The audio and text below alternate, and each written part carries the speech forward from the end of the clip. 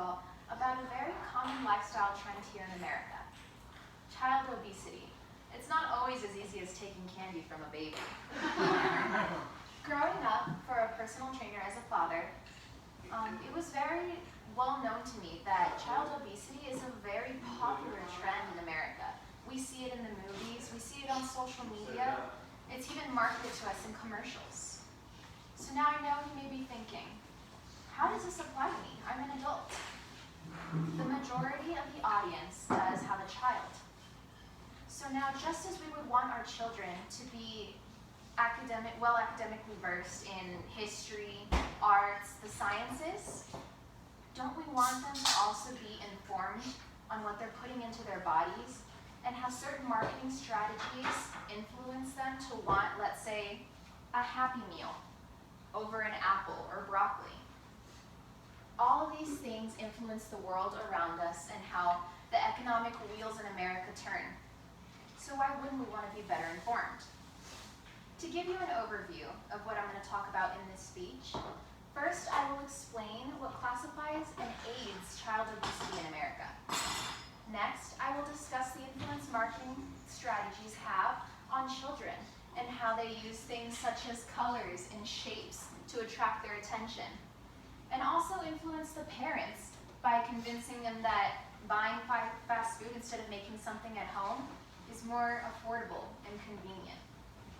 Finally, I will describe the reality of child obesity and the effects that it's had in America and its projected growth.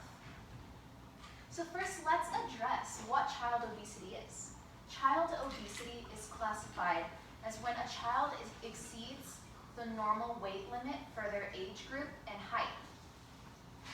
Now, what are the different things that feed into this phenomenon? So sleep, diet, and exercise.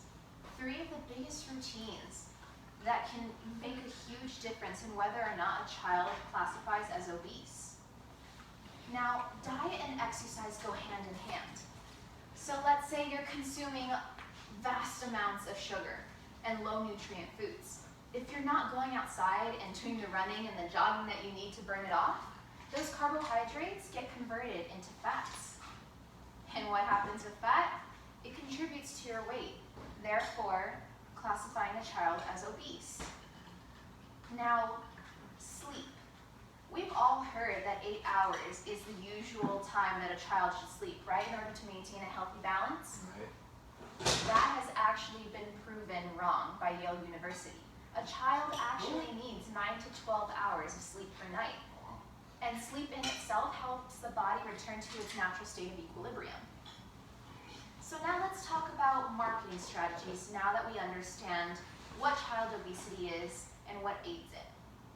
So every time you go out and let's say you're at the mall shopping with your child and oh no, they're hungry, we don't want to run and stop our plans and go all the way home, spend all this time making food, go back out. So what do? We go for the next convenient option. Fast food. Now, what is not really commonly known by the general population is that these fast food corporations use food-enhancing items such as chemicals or different solutes to color their food, or even inject their food with high volumes of fat and sugar just to make them more appealing in taste to children. It has been proven by Yale University that last year alone, fast food corporations spent $4.6 billion in advertising their products. $4.6 billion, I'm sorry, excuse my fumble. But all of that money just spent on trying to convince the population to buy their product. And if it's marketed with such pretty colors and shapes and it's made out to look fun and innocent, why wouldn't we want to buy it? So the last point I'm going to go over with you all is the reality of child obesity and where it's truly projected to go within the next couple years. Now, it's been proven by the CDC that, let's take it a little bit closer to home. The Hispanic demographic is going to see an increase in child obesity by 16% within the next year. So that means that in the entire US, Just alone, child obesity affects 13.4 million children a year. So, in conclusion, you now have insider knowledge on a popular topic and dietary trend in America. This speech was not given to influence your choices of what you feed your child or your dietary habits at all.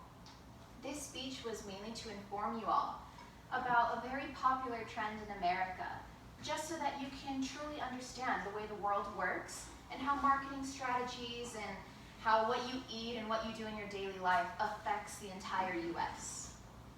So the next time you're out and about with your child and they're eating a McDonald's meal, you'll truly understand why they're loving it.